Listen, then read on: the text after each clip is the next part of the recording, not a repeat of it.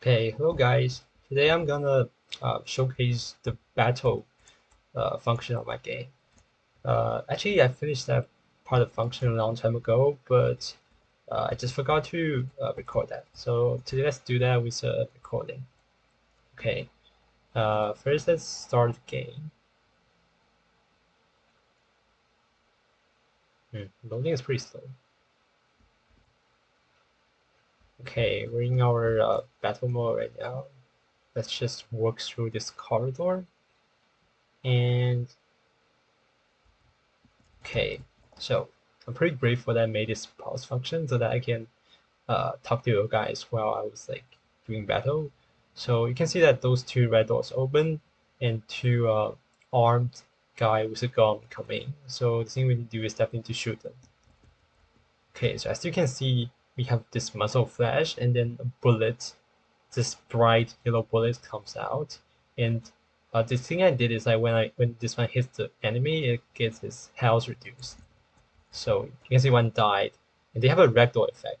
So they just lie around and become like unconscious. Okay.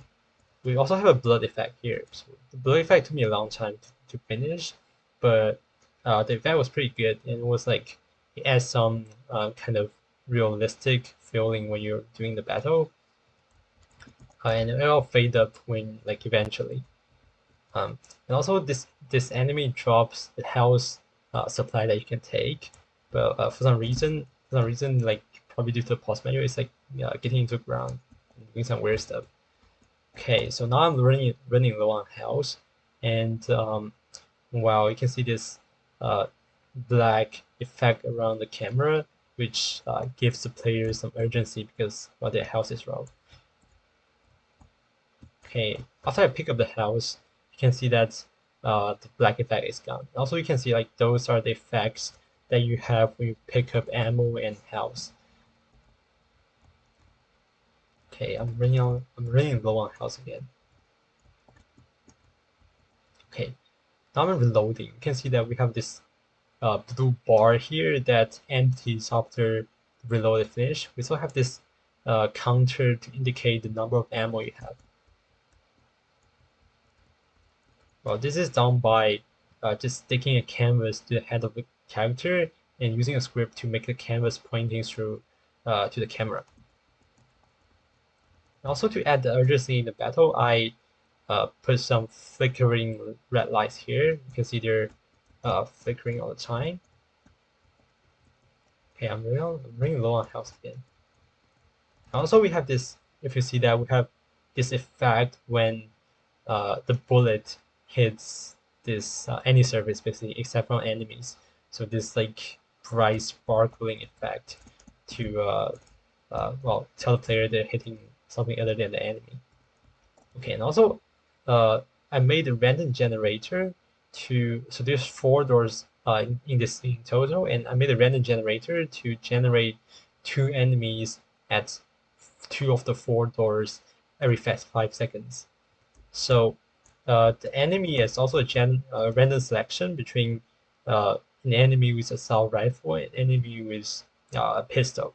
So the enemy with assault rifle, they shoot uh, well 3 bullets consecutively every 1 second, and for this one with pistols, they shoot 1 bullet every 1 second. So the one with assault rifle is more challenging to deal with. Okay, I'm running low on health again.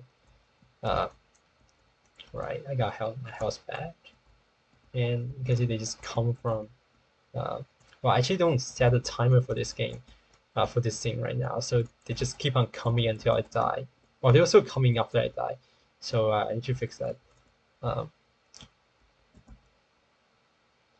well, well, let's just die here. I think. Uh, oh, I think just one thing I need to show. Wait, let me just respawn. So there's, oh, I was just respawn at this random respawn point.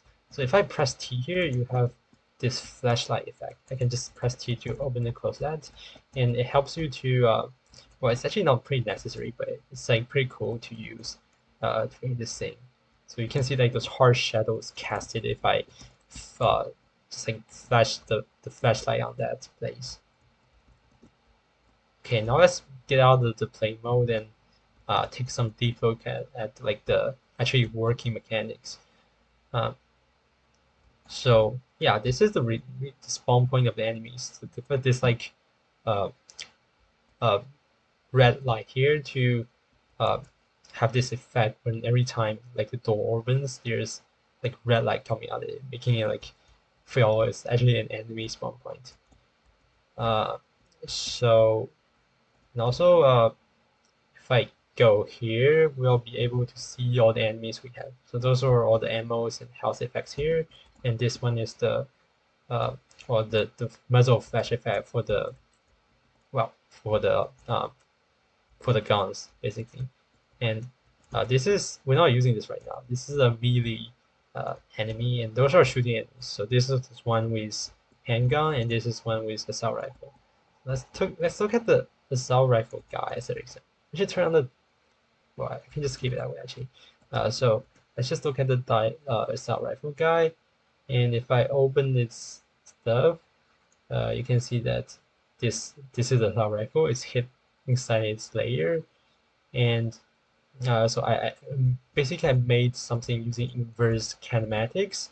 So if I press play, his hand will attach to those reference planes so that it holds the rifle properly. Um, Also, this is a particle system. If I play it, you can see this is the muzzle flash. Uh, and this is the main part of the character. So all the bullets shoot through here. It's the fire point. So also attached on this uh, this enemy. So he has a definitely has an animator controller, which helps it to. If you see it here, it's like all his animations. So this is his non-moving animation, and this is running animation. So if I go deeper into the scene, um, can see, oh, this is the part that makes the AI alive. So this is the nav action agent. So what it do is that it helps you to, it makes like the enemy to follow the player. So if I go to navigation here, you can see all those like blue spots. So those are all the places that the enemy can go. So basically, he's navigating through this blue bright spot here, and then he just like choose the quickest path through this blue spot to the player, and it will be facing to the player all the time. So I make use of this point. I read a script that helps it. So I basically cast a ray from the enemy to a player, and every time that ray hits a player, the enemy actually shoots at the player. So actually pretty simple, but I feel the AI is not clever, but it's definitely enough uh, for this little game, I guess. Okay, now let's take another look at the character. So well, you can see this gun here. Well, this is gun, and then well, if I go here, you can see this is a weapon holder, and I have two guns. So basically this pistol and also this assault rifle.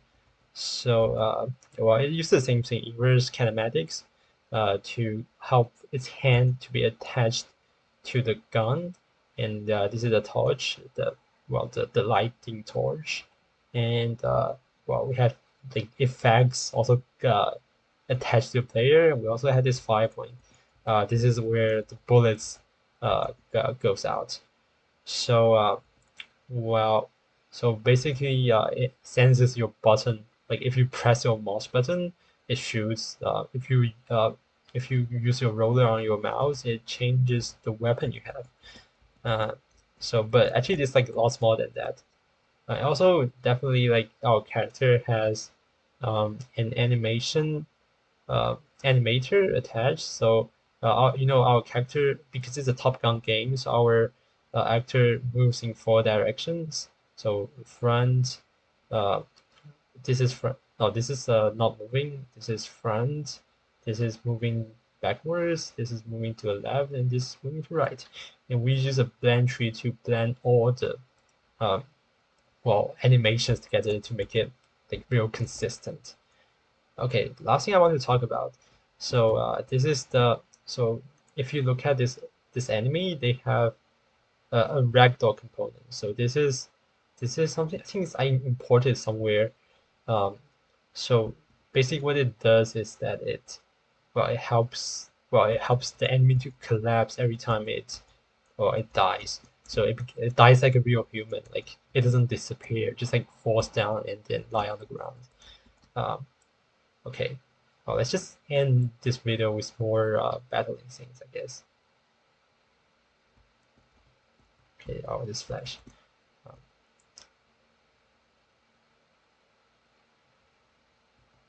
okay, let's move to the corridor. Yeah, let's start fighting.